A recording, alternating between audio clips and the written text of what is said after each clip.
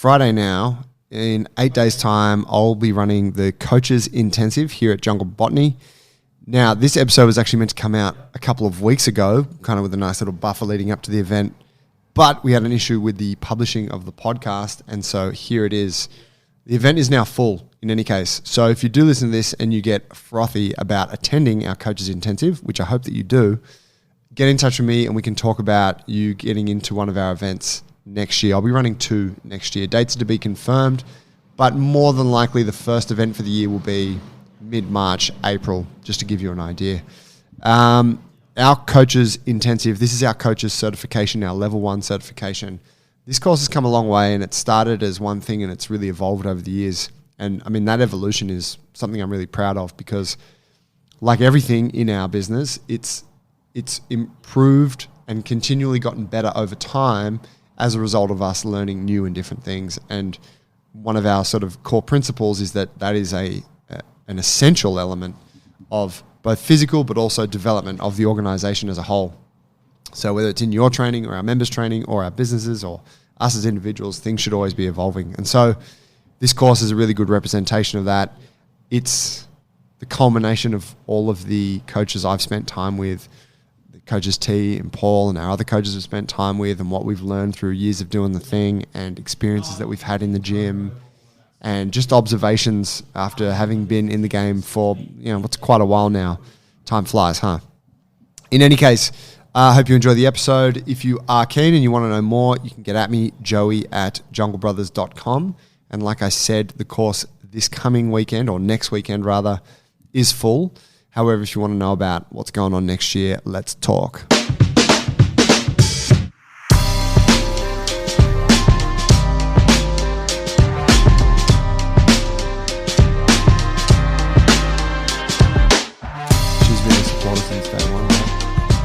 She started this thing.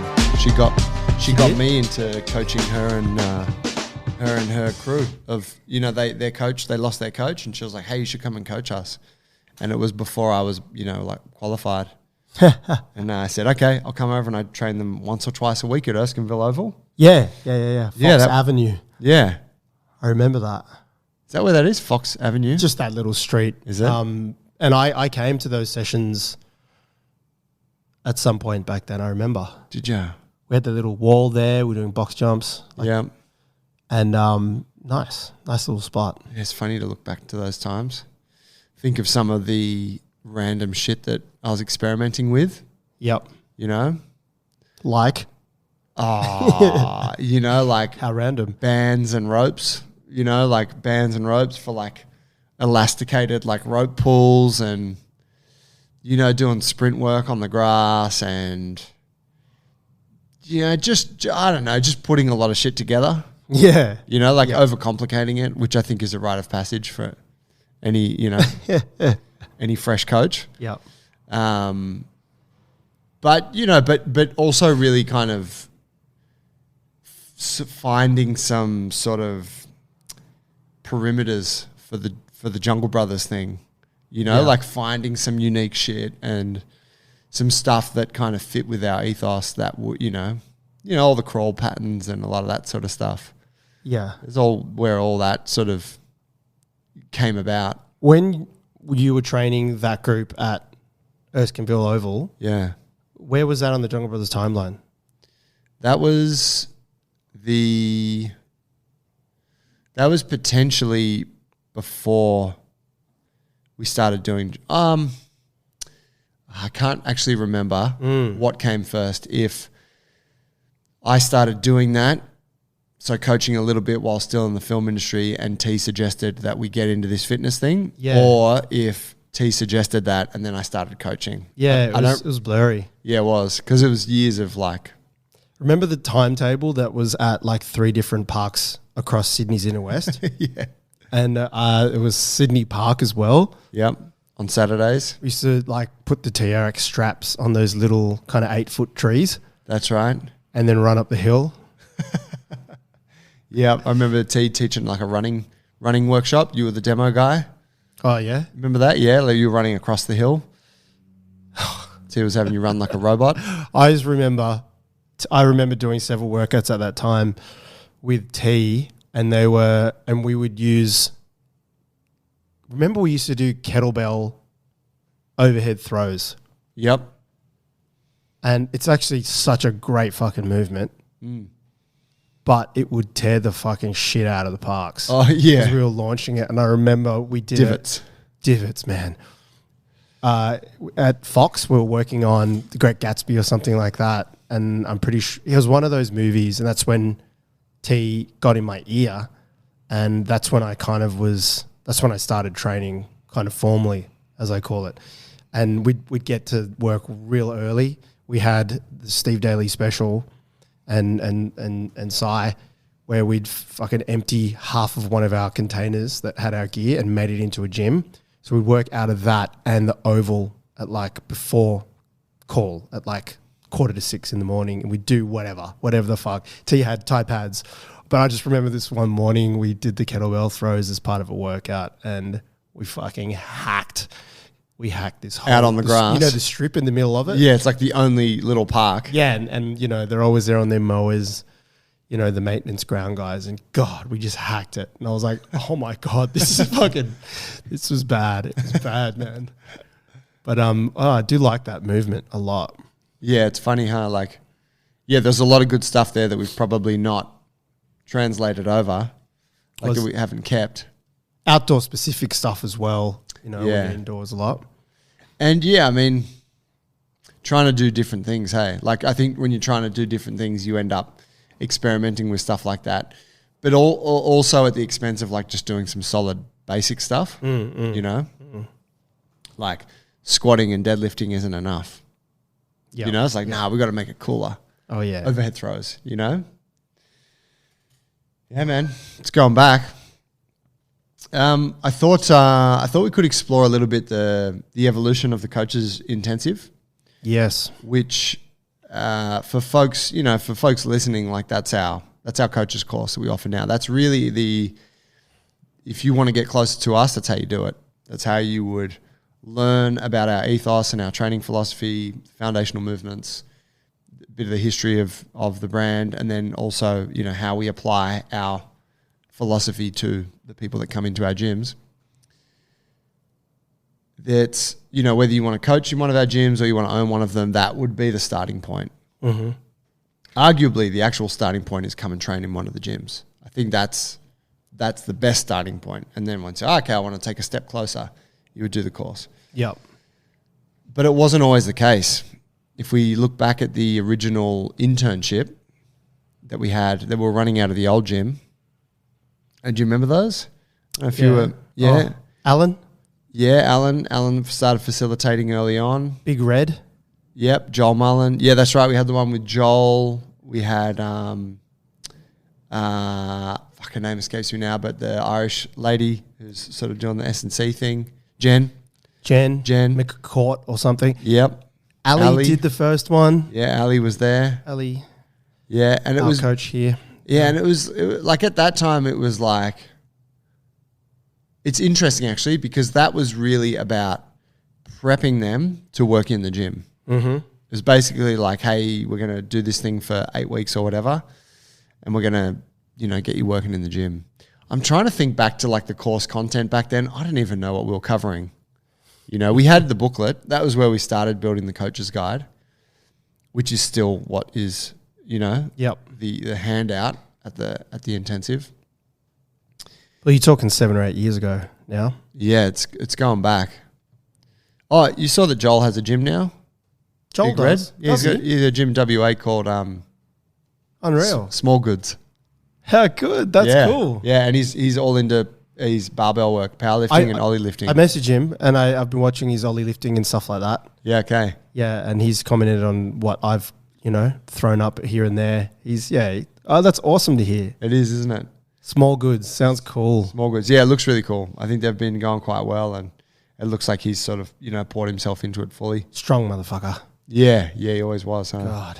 Yeah, I think he'd be fucking real strong now. He looks like he's thickened up even more. Right. Yeah. Like, I remember at the retreat, sorry, off track, when we did one of our original retreats and we did jiu-jitsu that weekend and JT was there. Yep. And Big Red had not done jiu-jitsu before, and he showed you guys. JT was showing crossface, and we were all practicing crossface. God, he almost broke my jaw. I was like, and I had done jiu-jitsu for a few years at that point, and I was like, I'm not tapping here, but I think that my jaw might slip from where it's lodged at the moment. And I was like, oh fuck, it was as heavy as JT's. Yeah, right. Yeah. Anyway, strong motherfucker. Yeah, I do. I remember feeling a squeeze of his at that retreat too. Oh. He was kind of like, "Can we have a roll? Like, you're like, can we just? Can we?" And you're like, "Oh fuck, should be a bit wary of the young, strong guy that wants to just try something out." But yeah, so it's interesting to think because back then it was all about prepping them to coach in our gyms, to our classes. So we covered a lot of ethos and stuff and a lot of the training kind of approach. But, we obviously, compared to now, didn't have the systemization that we now have. Our ideas weren't as distilled as they are. And they still are becoming more and more distilled and more systemized as time goes on. Mm. But then I remember, the period was where I kind of ran with the internship as I don't know, it became more of something that outsiders were like, hey, I'm interested to do that course.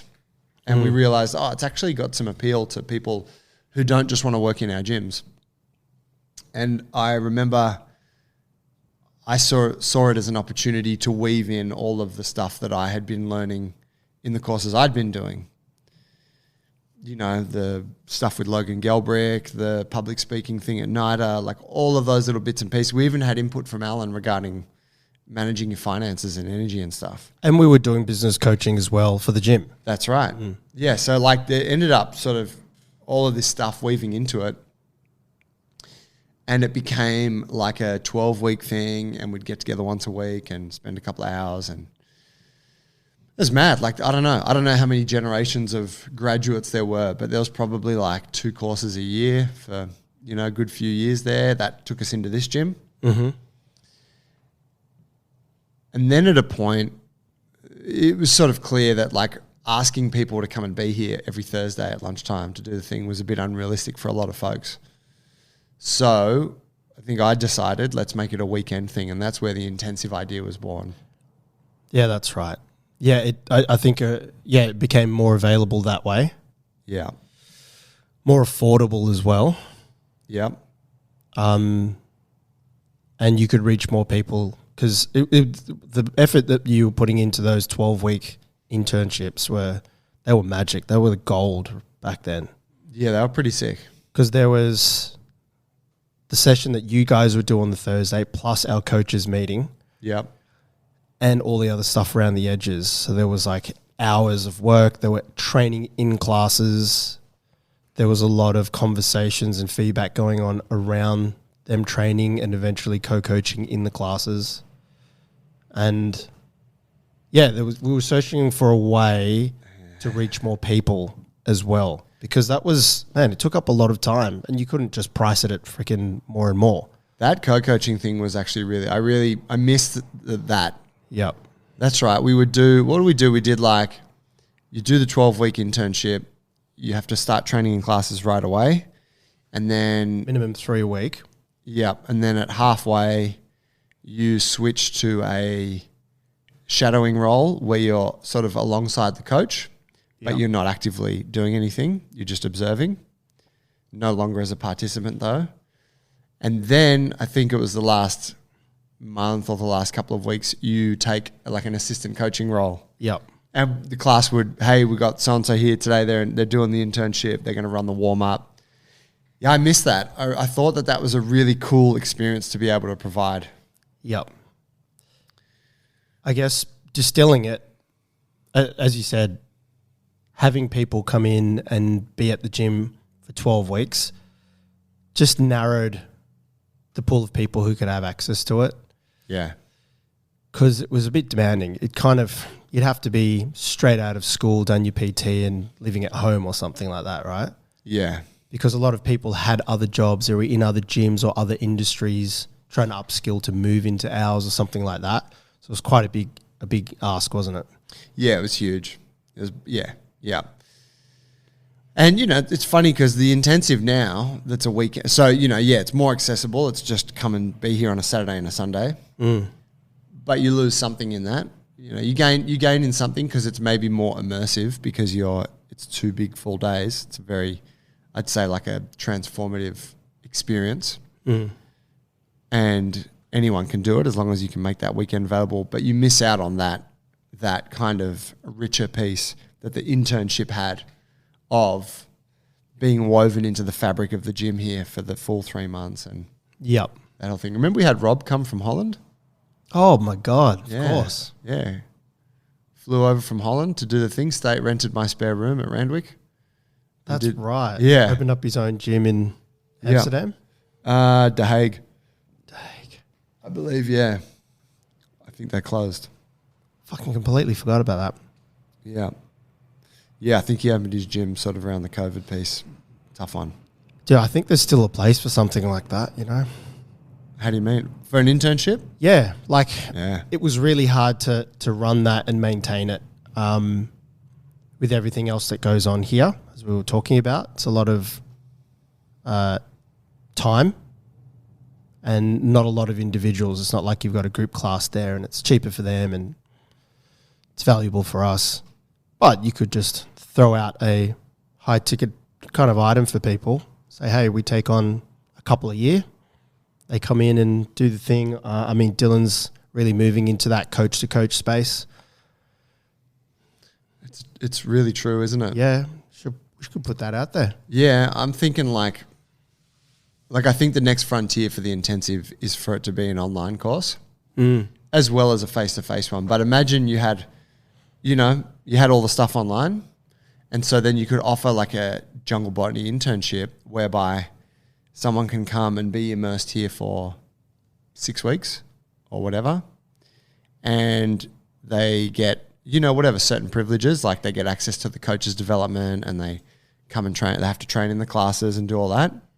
And they just complete the online course at the same time, Yeah. That would be mad, because then it wouldn't, because I think where we always ran into issues was we just stacked on too much. We made it it was impacting us too much. Yeah. It was fine for it to impact me because I was kind of the guy charged with running it, but it was like, hey, you got to get together with each of the interns and have a meeting with them and talk to them about shit, which of course in a relaxed setting is great to do, but to have it as an enforced thing, to make it mandatory, I don't know. There's just times when as a business owner, it's not a priority. It's begging for that fucking Airbnb container. It really is. On top of the next container. best thing is the cheap room up here with the schnitz and tits. Of course. Yeah.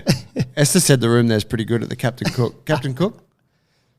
Is it Captain Cook? No, what's that one? That's the Captain Cook, and that's the Waterworks there. Yeah, Captain Cook. Captain Cook's the one. Yeah. But yeah, so that's a really good point you make. Maybe it is something we could, if you're listening and you want to come and do some kind of immersive experience, 4 weeks, 6 weeks, something like that, let me know. Let us know so that we can, if we know that there's a demand for the thing, we can put something together for it. But yeah, I love that. We also had, what was that young fella's name who was training up with Adrian? The WEP, his name was like Blade or something like that. But yeah, that guy. Yeah. Fuck. He was a freaking wedge. He was a wedge. He reminds me of Jack. Oh, true. I keep thinking like Jack because they're kind of like both. Yeah. They have a similar look and both like specimens and. Yeah. But yeah, he came and did that. Before we had a course, he's like, I just want to come down and stay in Sydney for a couple of months and be around your gym. It's mad. So at a point then we switched to the 2-day thing and it was like this densely packed experience with really like I've spoken about before. It was kind of like a leadership course. Mm-hmm. Sales and marketing and helping them build their PT business and giving them practical tools to build a PT business with the view that if we can teach someone how to build a coaching business, then that's like the precursor to them building a gym because the skill sets are kind of the same. They're just at a different stage of the timeline. Mm-hmm. Sales, marketing, product, messaging, all of that, like same skill sets.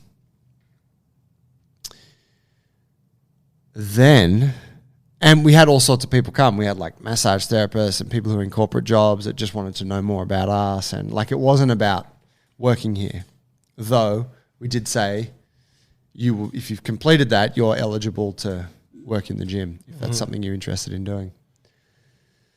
More recently, though, I came to the opinion the understanding that that's actually not really what we need right now. We're not trying to be coach educators.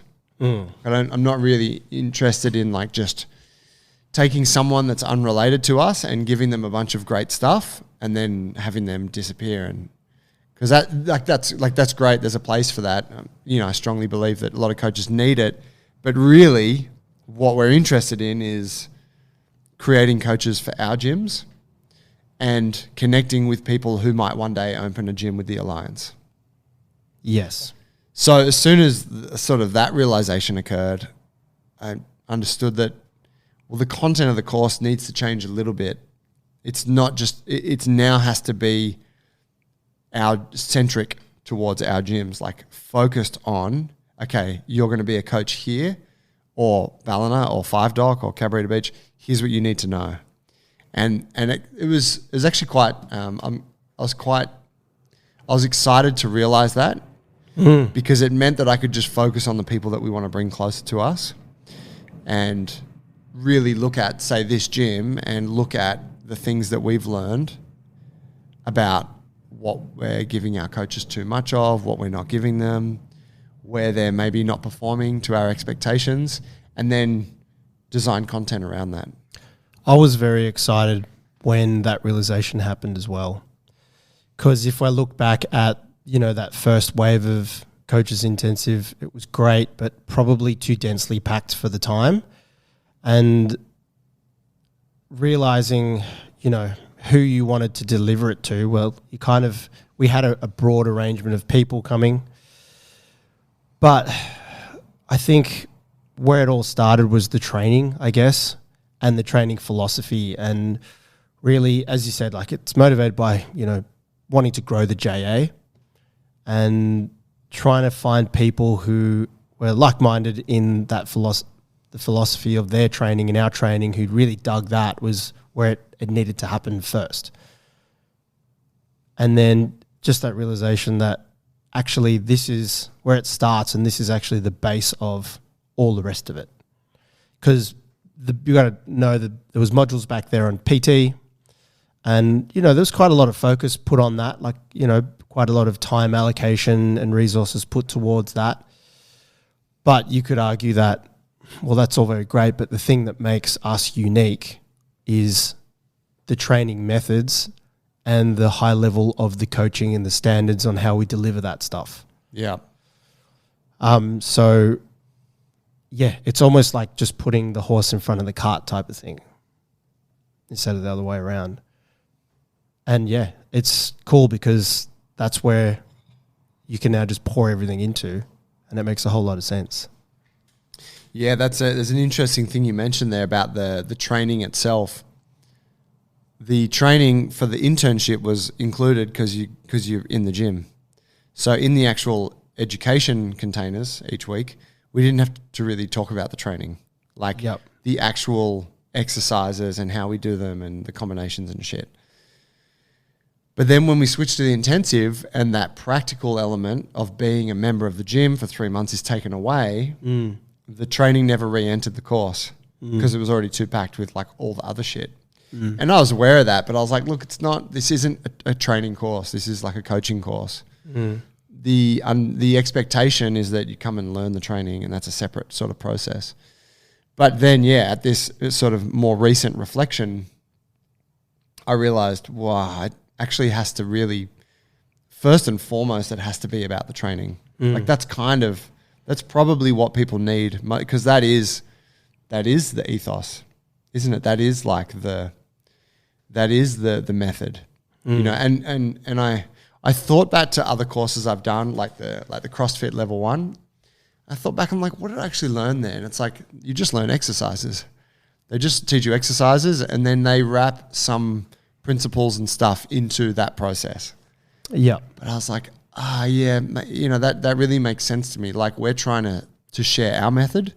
So actually sharing the method is what's important. And within that, you can weave in, hey, ethos, philosophy, concepts. Yep. And I would say that probably in those areas is where the interns would have the biggest aha moments. Because we're in our bubble here. The way that we train, we've been doing it for a long time, and it's normalized the type of stuff that we do, where we grab bits and pieces of movement and drills and concepts from. But for a lot of other people out there, they've been in a corner of their own methods of training, whatever that is. And coming over here, we often forget that, we're actually on that end of the spectrum where people have been, afraid or wondering, what's all that training like. So when they come in here and start to have their perspective remodeled or just refreshened, it's a huge thing. It's a huge thing for a lot of people. Yeah, it is, isn't it? Yeah. It's only when you have an outsider come and do a couple classes and they express that to you that you remember. Yeah. Oh, fuck, that's right. It is quite unique what we're doing. That's what makes here. us, uniquely different. Yeah. Whereas, the business stuff is also great, but as I said, I think that's probably the biggest shift and the most impactful. So then the challenge on this next intensive, which is next month, October 21 and 22, is I've remodeled the stuff. I haven't changed anything. Like I haven't taken anything away or introduced anything new. I've just fucked with the ratios. I wanted to ask you about that. Yeah. So can you tell me how much of it is learning movement and training philosophies of the JA, and how much of it is coaching for PTs and for groups? I'm doing like 80% of all of those. It's a bit like 300% delivery for the guys. That's always what we've tried to do, right? You look at our retreats and shit, it's like, let's do like, in a 10-hour day, we'll do 6 hours of that, 6 hours of that. No sleep that weekend. That's right. I would say it's 60% training, 60% foundational movement patterns. Progressions. Yeah, and I've split it into body weight, S&M, lift. So I've tied the foundational movements to the class program. Cool. Yeah, which I think would be really good because it sets someone up to understand those class programs. Yep. Oh, we did, there's lifting exercises in S&M, but there's certain ones that we do in S&M for a particular reason, and there's certain ones we do in lift. So yeah, there's probably 60% of the time is spent exploring the foundation of those three core programs. And then I would say the next biggest chunk would be spent on the ethos, like understanding why we do it the way we do, understanding why we train barefoot, understanding the importance of social connection and why that's such a huge part of everything we do, as well as the basic sales process here in the gym. Because all right, if you want to work in one of these places, you have to understand how you are communicating this to someone who you believe will get value from doing this. So you got to understand that sales piece. And then there's probably the smallest chunk is like marketing and some of the system stuff. When you say sales, do you mean like formal sales on the phone sales, or are you talking more about being able to sell like a coach? Like you're always selling, like being a coach, being able to communicate what you're doing, why it's valuable, and how you get someone started. Yeah, I would say it's all of that. It's the basic concepts of selling, right? Which is trust, building rapport, understanding what that person needs, gathering all that information. And then if you believe you can help, arriving at a point where you then ask them, hey, would you like me to tell you how I can help? Like, so that conceptually someone understands the sales process. So we're not talking about scripts. We're not talking about, hey, this is how you sell memberships. It's not that. but it's a universal kind of education on sales, so that if you do end up running a PT business, you can fall back on that. Gotcha. If you end up working in the gym and Jim's like, hey, I'd like you to start doing some working with the sales crew, working with the sales guy, or selling foundation programs or whatever it is, you're like, okay, I kind of get how this works. Yeah, I got it. Yeah. So going back to the 60% of movement, was there coaching in that as well? Yeah. Yeah. So that's kind of what I'm venturing to do, is within that coaching part is really weave in the actual art of the coaching. Yes. Right?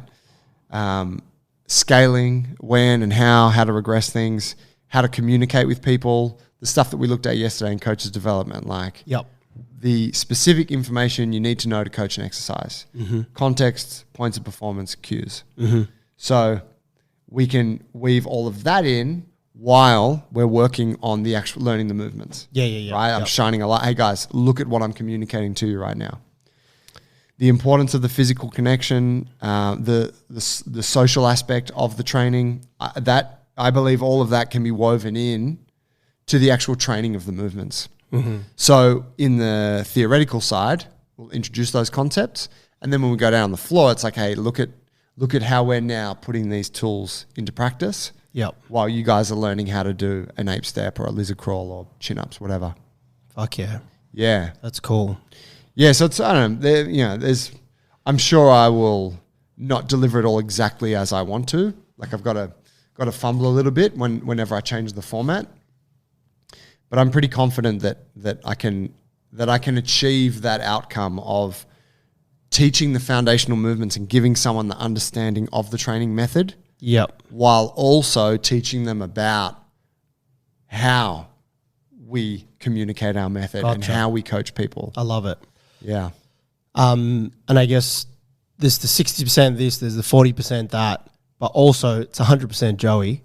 That's not 10x that. 10x. It's not just the content of the course and, the written pieces of philosophy that you can take away, but also they're literally, you'll be coaching the movements. And I have to say, I'm not even blowing smoke up here, but you're one of the best coaches that I've ever learned under.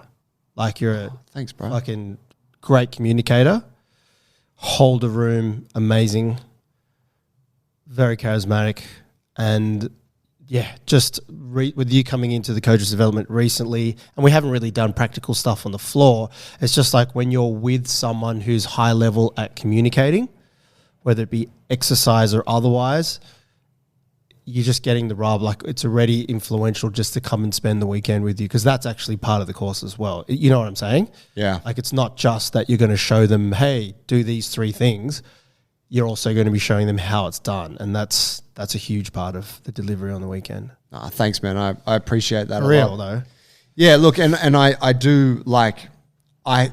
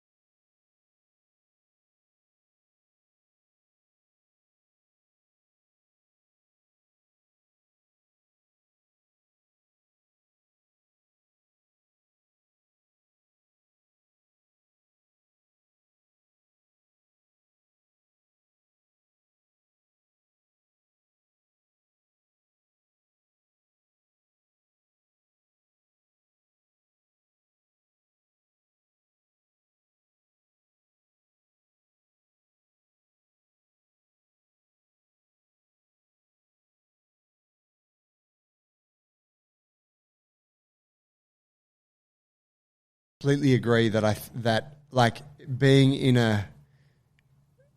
having a coaching experience with an exceptional coach is often more the experience than what they're teaching you. Precisely. Yeah, totally. And I definitely venture to be that guy. Yeah. Well, you've put a lot of conscious work into doing that as well. And it shows. And, you know, you've been jumping in, filling in some classes here while I've been away and stuff. And, you know, it's coming in. Like, people are mentioning it. It's like, yeah, when Big Joey hits the floor, it really is that what the JA is really trying to distill in everyone else is like, hey, these are all the things that you've worked on. This is what we're trying to give to people. It's that ability it's to coach. And fuck, it sounds so simple, but there's quite a lot of moving parts. Yeah. It takes practice. Yeah, it does. Yeah, I mean, yeah, and I guess, you know, when I'm thinking about it, it's like you try to emulate the people that have influenced you, right? Like, I think that's really often what it comes down to. Yeah. And maybe some people are more influenced by or more impacted by like the content. But I think that for most of us, we're influenced by the person. Like, we're impacted by the person. Yeah. By how they deliver. Yeah, I totally. always say that's why Ito's such a guy. Yeah, absolutely. You know, because he's so charismatic, so influential, so like authoritative that you're just like enthralled in whatever he's saying. And every coach does that in their own way. But yeah, for me, once I realized that, I really wanted to, I don't know, try and harness that. Yeah, I remember. When you were really working on it. But yeah, it's like the old saying goes with what is it? You buy the person, not the product or whatever. Yeah. You know, and you really do. It fucking helps when the product's A1 as well. That's right. That's the fucking goosh. That's the one and the fucking two. Doots. Yeah, that's right, man. But there it is. That's, you know, basic timeline understanding for the folks. Next one is, like I said, October 21, 22. If you're interested, get in touch. Joey@junglebrothers.com. Paulie, what were you going to say? There's accommodation around the corner if you're from out of town, because it's designed this way so that people can come in, and doing it like that is just really cool because, you know, it's like when you go away for someone's wedding rather than just having it around the corner from your house. Like, it already is for 2 days immersive. Yeah. Because the people who do come away, they train in the gym. They usually have dinner or breakfast with the other people who are here or us and shit like that. Yeah. It's quite a good, you know, learning weekend to travel on. Even if you're just from Western Sydney and you get a fucking Airbnb here on the Saturday night. Like, it's cool. That's right. Yeah, we always go for a drink on Sunday after the thing. So I tell everyone, keep that Sunday open. We go to One Drop around the corner. A lot of people do the Monday. That's what they do. They come in here. They train in the gym on Friday. They do the course over the weekend. They train in the gym on Monday morning, and they fly out or drive out. Yeah, it's a good way to do it. And yeah, and we always make the time to like hang out on the Monday, grab coffee, grab breakfast, whatever. Like, I'll let you hold my weights for me. There it is. I couldn't recommend it enough. Talking with a guy at the moment who's up in Byron. Hopefully he comes down for it. But yeah, if it's of interest, get in touch. Love to chat with you about it. We'll see you guys next week. Peace. Peace.